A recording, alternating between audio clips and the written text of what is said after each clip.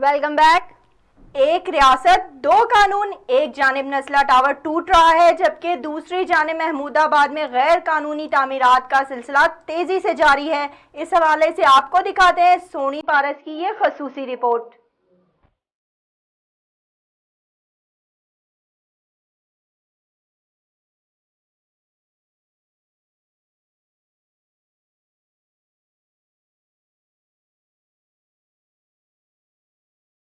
बात करते हैं कि पूरा जो हमारा कराची है उसमें जो मुख्तलिफ बिल्डिंग्स बनी हुई हैं, जो इलीगल और लीगल बिल्डिंग्स बनी हुई हैं, सुप्रीम कोर्ट के ऑर्डर के मुताबिक नस्ला टावर एक मॉडल बन गया जिसको तोड़ा गया।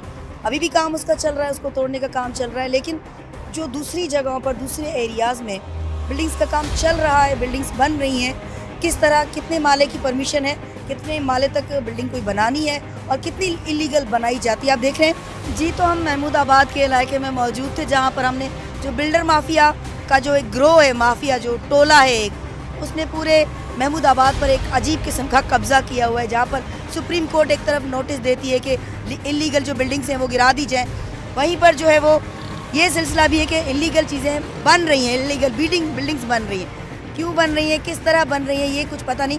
ये पूरा मेरी कैमरा आपको दिखाएगी, महमूदाबाद आपको दिख रहा होगा मेरी कैमरा की आँख से। जब हमने अपना प्रोग्राम किया और जो बिल्डिंग्स बन रही थी वहाँ पर हम प्रोग्राम कर रहे थे, बात कर रहे थे, तो वहाँ पर 5-8 लोगों ने हमारी पूरी टीम को घेर लिया। एक सेफ जगह पर हम एक ब्रिज पे रुके हैं, तो मैंने कहा हमें बात तो बतानी है आपको। उन्होंने हमें घेर लिया, हम पे हमला करने की भी कोशिश की, हमें थाने भी फ़ोन करना पड़ा, ऑफिस भी फ़ोन करना पड़ा, बैकअप हमारे पास पहुँचने लगा है। और ये जो माफिया होती है इनको फेस करना बहुत ही बड़ा टास्क होता है, लेकिन ये जो इलीगल काम होते हैं उनको बहरहाल रोकना हुकूमत का काम है। लेकिन जब वो चेन पूरी स्ट्रांग होती है, हुकूमत के लोग, ऊपर के लोग सब मिले होते हैं इन बिल्डर माफिया से, तो कोई कुछ नहीं कर सकता। जब तक हुकूमत हमारे साथ सच्ची नहीं होती अवाम के साथ, तब तक अवाम का कोई भला हो नहीं सकता। कैमरामैन दानिश को और सोनी पारस को दे इजाज़त, फैज़ टीवी के साथ। पीटीआई ने इलेक्शन कमीशन से अकाउंट छुपाए, स्क्रूटनी रिपोर्ट में अहम इंकशाफात सामने आ गए। तहरीक इंसाफ की जानिब से 53 बैंक अकाउंट्स और 31 करोड़ रुपए की रकम जाहिर नहीं की गई। पाकिस्तान तहरीक इंसाफ के खिलाफ इलेक्शन कमीशन की स्क्रूटनी कमेटी रिपोर्ट के नुकात सामने आ गए हैं, जिसके मुताबिक तहरीक इंसाफ ने 77 में से सिर्फ 12 अकाउंट जाहिर किए, जबकि 53 बैंक अकाउंट्स और 31 करोड़ रुपए की रकम छुपाई गई।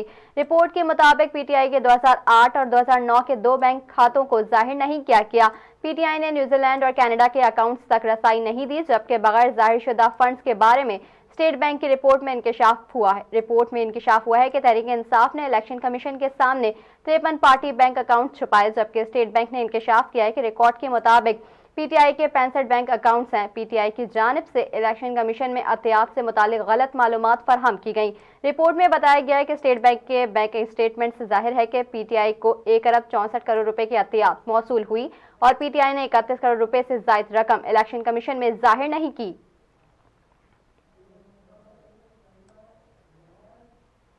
वफाकी वजीर इत्तलात फवाद चौधरी ने कहा है कि इलेक्शन कमीशन तमाम पार्टियों की फंडिंग सामने लाए।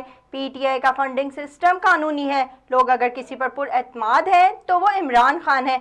आपको बताएं, वफाकी काबीना के इजलास में मीडिया से गुफ्तगू करते हुए फवाद चौधरी का कहना था कि दुनिया भर से तहरीक इंसाफ के कारकुन फंडिंग करते हैं, अपोजिशन के तमाम अरमान टाएं टाएं फिश हो गए। उन्होंने कहा कि इलेक्शन कमीशन तमाम पार्टियों की फंडिंग सामने लाए।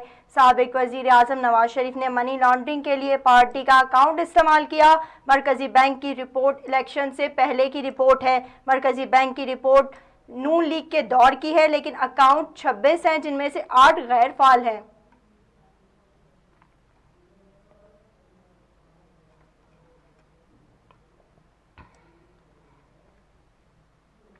मुस्लिम लीग नून के सेक्रेटरी जनरल एहसन इकबाल का कहना है कि फॉरेन फंडिंग केस ने इमरान खान और पीटीआई के चेहरे से ईमानदारी का मेकअप धो दिया है। हुकूमती जमात की चोरी पकड़ी जा चुकी है। इलेक्शन कमीशन के दफ्तर के बाहर मीडिया से गुफ्तगू करते हुए एहसन इकबाल का कहना था कि इमरान खान पूरे मुल्क में शफाफियत के चैंपियन बनते हैं, लेकिन फॉरेन फंडिंग केस में हीले बहाने करते हैं। उनका कहना है कि पीटीआई की चोरी पकड़ी जा चुकी है। पीटीआई किस बात को छुपाना चाहती है, किस बात की राजदारी चाहती है। जो ईमानदारी का मेकअप पीटीआई और इमरान खान ने चेहरे पर सजाया, वो फॉरेन फंडिंग ने धो दिया। एहसन इकबाल का कहना है कि Imran Khan foreign funding case को रुकवाने के लिए हीले बहाने तलाश करते हैं, जबकि पीटीआई अपनी चोरी छुपाने के लिए दूसरों पर कीचड़ उछाल रही है।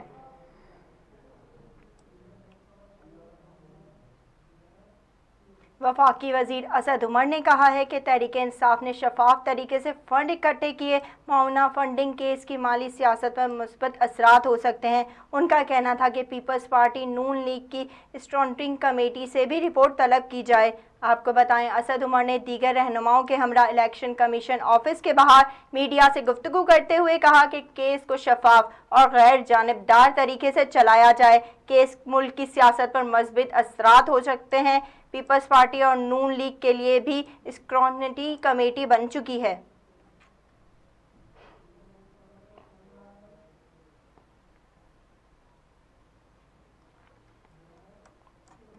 सुप्रीम कोर्ट ने कराची के इलाके तारिक रोड पर बनी मदीना मस्जिद को मिसमार करने की रोकने की इस्तदा मुस्तरद कर दी।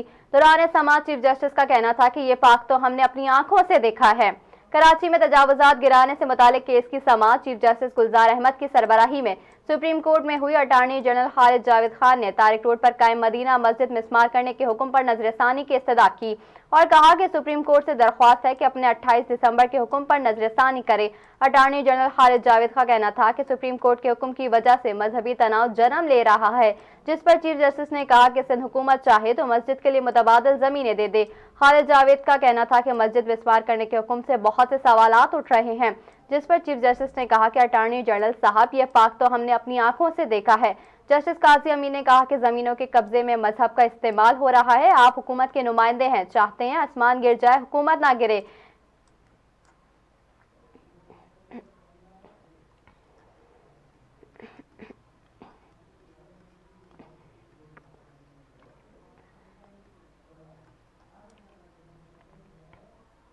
चीफ जस्टिस पाकिस्तान जस्टिस गुलजार अहमद का कहना है कि पी हुकूमत के अरबों रुपए कहाँ जा रहे हैं। अस्पतालों में ऊपर से नीचे तक सिफारती भर्ती किए गए ब्रेस्ट कैंसर के बढ़ते हुए केसेस के मुतालिक अदखुस नोटिस केस की समाअत के दौरान चीफ जस्टिस पाकिस्तान जस्टिस गुलजार अहमद की सरबराही में 3 रुकनी बेंच किया गया।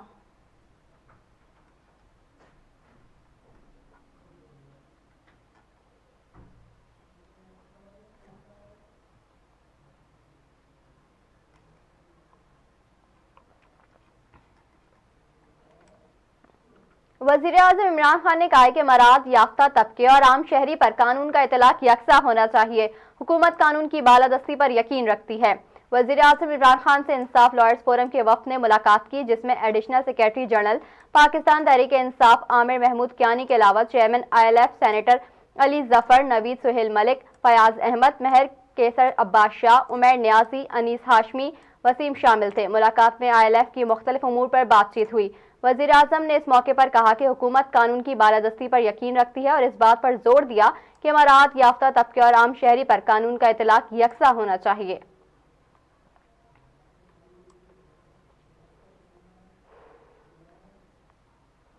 इस्लामाबाद हाई कोर्ट ने ख्वाजा आसिफ के खिलाफ 10 अरब रुपए हर्जाने के केस में ट्रायल कोर्ट को कार्रवाई आगे बढ़ाने से रोक दिया।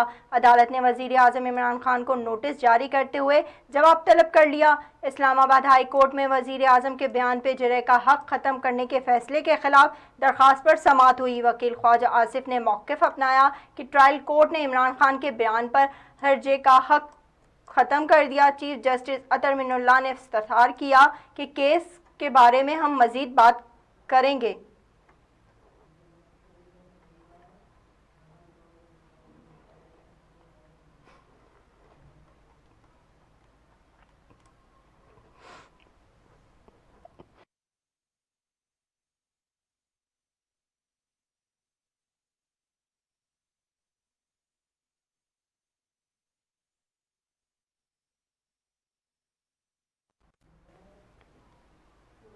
कराची के हवा पर बिजली गिरा दी गई। नेपरा ने के इलेक्ट्रिक के सार्फिन के लिए बिजली की कीमत में ₹1.07 फी यूनिट इजाफे की मंजूरी दे दी है। के इलेक्ट्रिक के सार्फिन के लिए बिजली की कीमत में इजाफा अक्टूबर की माहाना फ्यूल एडजस्टमेंट की मद में किया गया है। बिजली की कीमत में इजाफा जनवरी के बिलों में वसूल किया जाएगा। बिजली फी यूनिट कीमत में इजाफे से के इलेक्ट्रिक के सार्फिन पर 1 अरब 91 करोड़ का बोझ पड़ेगा। फैसले का इतलाक लाइफलाइन सार्फिन पर नहीं होगा।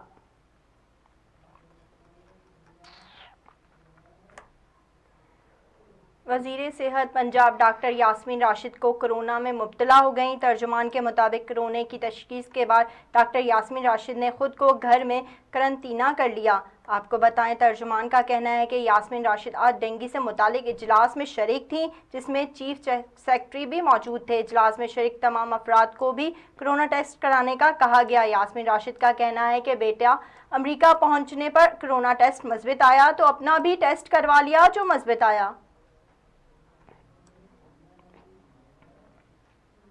ओमिक्रॉन के फैलाव में इजाफा। कराची में कोरोना की मुस्बत केसेस की शरह 8.91 तक पहुंच गई। सिंध में कारोबारी औकात महदूद और स्कूल्स बंद करने पर गौर शुरू कर दिया गया है।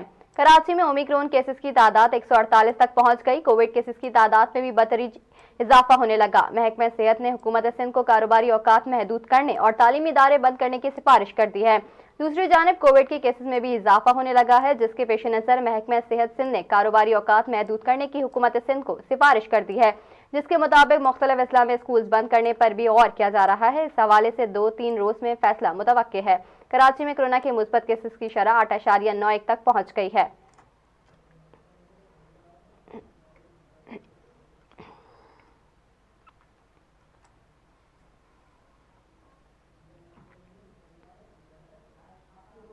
साबिक वज़ीर आज़म और पाकिस्तान मुस्लिम लीग नून के रहनुमा शाहिद खाकान अब्बासी ने कहा है कि मनी बजट पेश करके तमाम पार्लियामेंट को बंद कर दिया गया।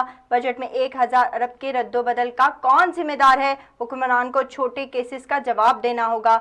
शाहिद खाकान अब्बासी ने इस्लामाबाद में मीडिया से गुफ्तगू करते हुए कहा कि आज पूरा मुल्क मनी बजट का इंतजार कर रहा है। वज़ीर ख़जाना ने बताया सिर्फ 2 अरब रुपए के टैक्स लगेंगे। 3 साल की बदतरीन महंगाई और वक्त मुल्क में है।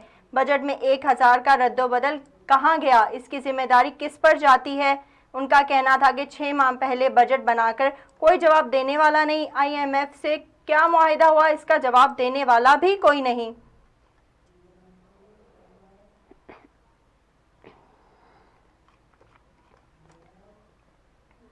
कराची में तेज हवाओं के साथ बारिश का सिलसिला शुरू हो गया है। शहर में सर्द हवाओं का राज, ओले पड़ने का इम्कान।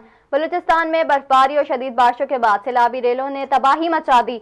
मकानात को शदीद नुकसान, लोगों को शदीद मुश्किलात का सामना है। मौसम का हाल बताने वाले कहते हैं कि कराची में भी आज होने वाली बारिश का सिलसिला वक्फे वक्फे से 7 जनवरी तक जारी रह सकता है, जबकि 8 जनवरी से शहर में सर्दी की शिद्दत में इजाफा हो सकता है और दर्जा हरारत सिंगल डिजिट में जा सकता है। इधर कोयटा समेत बलूचिस्तान के मुख्तलिफ इलाकों में गुज़िश्ता 2 रोज से बारिशों का सिलसिला जारी है और ये सिलसिला जुमे तक जारी रहने का इम्कान है, जबकि बारिशों के बाद सैलाबी रेलों से कई इलाकों में मकानात को शदीद नुकसान पहुंचा है। बारिशों और बर्फबारी से लोग पहले ही मुश्किलात का शिकार थे, जबकि रही सही कसर ठिठुरती सर्दी ने पूरी कर दी, जिसने लोगों की परेशानी में मजीद इजाफा कर दिया है।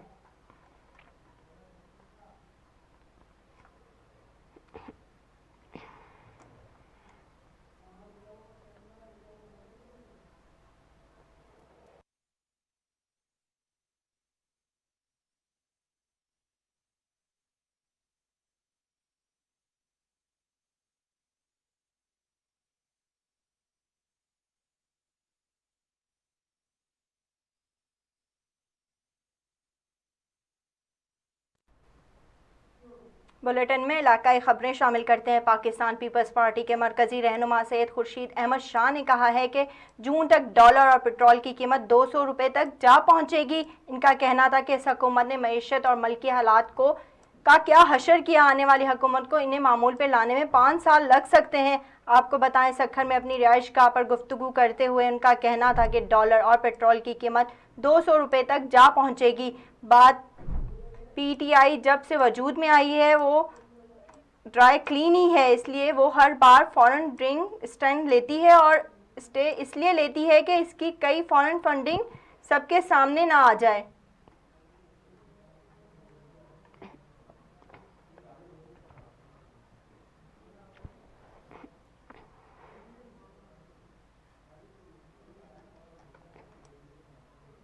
मीरपुर माथेलो में वाक़ सदियों पुराना किला मोमल जी माड़ी सहूलियात से महरूम हो गया है। किले के साथ ही बना म्यूजियम भी बिजली जैसी सहूलत से महरूम दिखाई देता है, जिसके बायस सयाह परेशान दिखाई देते हैं। इस हवाले से मज़ीद तफसीलात देखते हैं मीरपुर माथेलो से फैज़ न्यूज़ के नुमाइंदे तारिक बुज़दार की इस रिपोर्ट में। जी बिल्कुल, इस वक्त हम मौजूद हैं घोटकी से 10 किलोमीटर के फासले पे माथिलो मूमल की माड़ी, यहाँ पे जो है ना फेमस एक हिस्टोरिकल प्लेस है, वहाँ पे हम मौजूद हैं। लेकिन यहाँ पे फैसिलिटीज़ जो है ना होने के बराबर हैं। आज यहाँ पे जो स्याह आए हुए हैं उनसे भी हम बातें करेंगे।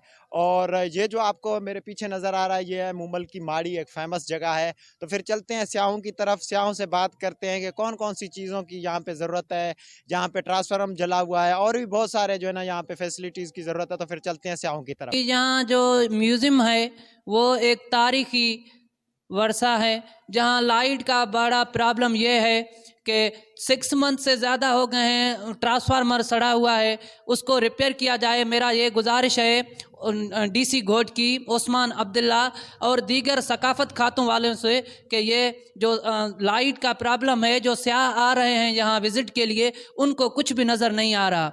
और एक मसला और भी है, जहाँ एक सर्वेंट है, एक मुलाजिम है, 11 साल से उसका जो तनख्वाह है वो जारी नहीं किया गया। ये मेरा बहुत गुजारिश है उस्मान अब्दुल्ला साहब और जो वस वाले हैं सीएम सिंध से भी ये गुजारिश है कि यहाँ मूमल की माड़ी का जो तारीखी म्यूज़ियम है उनका ख्याल रखा जाए और लाइट फ़ौरन बहाल किया जाए, या तो सोलर सिस्टम लगाया जाए और स्याह जो भी हैं विज़िट के लिए उनका कोई दुश्वारी नहीं हो सके। सर मुझे 11 साल हो गए हैं, इसी टाइम पर मेरी तनख्वाह नहीं है। हम गुजारिश करता हूँ जो भी सिंध सखावत वाले हैं, बाहों बदी अर्ज़ करता हूँ तो मेरी तनख्वाह का कुछ हल किया जाए। छोटे छोटे बच्चे हैं, 11 साल पर आज तक कुछ भी नहीं मिला है, कुछ नहीं। यहाँ से फीस है न कोई तनख्वाह है।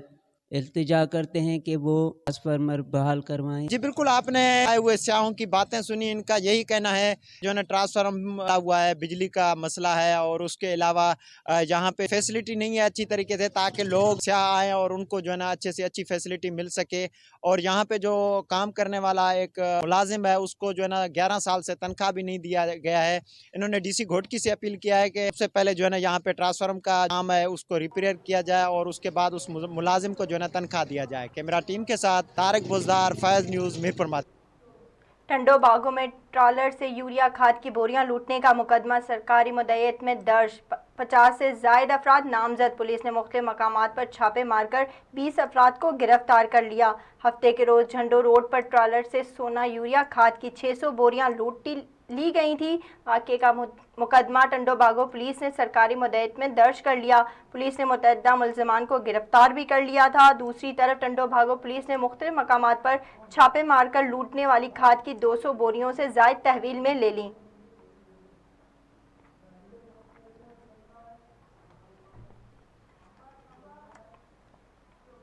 कंबर के गांव अबड़ी में नामालूम मुसल्ला मुल्जिमान ने अल्लाडिनो किल्होड़ो के घर से लाखों रुपए नकदी रकम और सोने जेवरात चोरी करके फरार हो गए। अल्लाडिनो किल्होड़ो ने मीडिया को बताया कि गुज़िश्ता रोज रात गए 5 नामालूम चोरों ने मेरे घर में घुसकर असलहे के जोर पर घर वालों को यरगमाल बनाकर गहरे में पड़े 4 लाख रुपए नकदी रकम और 4 तोले सोना जेवरात, एक शॉर्ट गन, मोबाइल फोन लेकर फरार हो गए। अल्लाडिनो ने बताया कि वारदात के तरह इतलात मिली मकामी थाने को कर दी गई है, मगर ताहाल कोई मुकदमा दर्ज नहीं हो सका और ना ही मुल्जिमान गिरफ्तार हो सके हैं।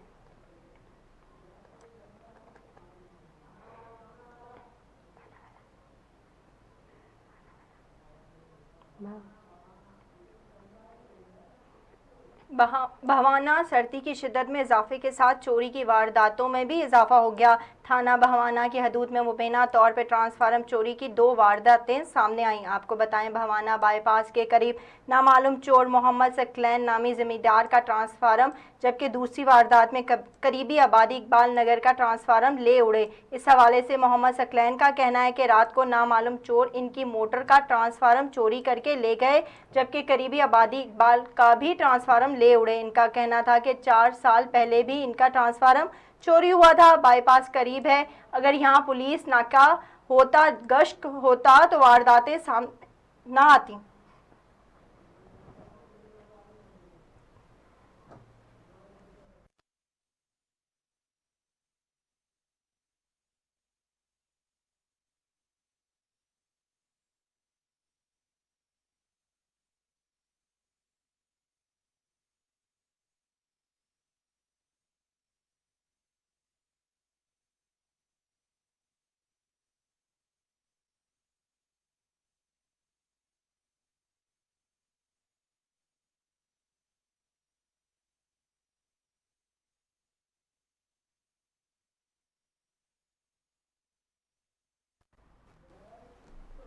शामिल करते हैं बैनुल अक़वामी खबरें। इसराइल का जंगी हेलीकॉप्टर साहिल पर गिरकर तबाह, हादसे में 2 पायलट्स हलाक और 1 शख्स जख्मी हो गया।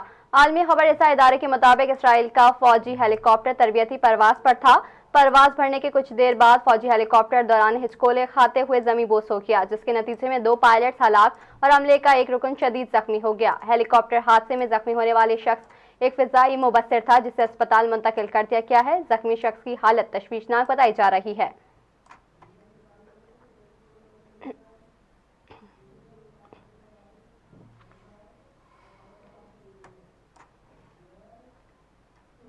शामिल करते हैं शोबिस की दुनिया में होने वाली हलचल। मारूफ गुलकारा आयमा बेग खौफनाक हादसे में बाल बाल बच गईं। आयमा बेग के कॉन्सर्ट की एक वीडियो सोशल मीडिया पर वायरल हो रही है, जिसमें दौरान कॉन्सर्ट उनके साथ हादसा पेश आ गया, ताहम वो हादसे में बाल बाल बच गईं। आयमा बेग की कॉन्सर्ट के दौरान परफॉर्म करने की सोशल मीडिया पर शेयर की जाने वाली वीडियो में देखा जा सकता है कि आयमा शायकीन से भरे हॉल में गाना गा रही थी, जब अचानक स्टेज पर उनके सामने आग का तेज शोला निकला। आग का ये शोला आयमा बेग के इतना करीब था कि जरा सी लापरवाही से उनका चेहरा झुलस सकता था। ताहम खुशकिस्मती से आयमा बेग के हादसे में कुछ नुकसान नहीं हुआ। आग के शोले को देखकर खौफजदा हो गई और गाना गाकर रोककर पीछे हट गई। न्यूज़ स्टूडियो से फिल वक्त इतना ही। फैज़ टीवी नेटवर्क से जुड़े रहने के लिए फॉलो करें, लाइक करें फेसबुक, इंस्टाग्राम और ट्विटर पर। सब्सक्राइब करें हमारा YouTube channel Faiz TV network. Click the bell icon. मजीद खबरों से बाखबर रहने के लिए विजिट कीजिए हमारी वेबसाइट faiz.tv।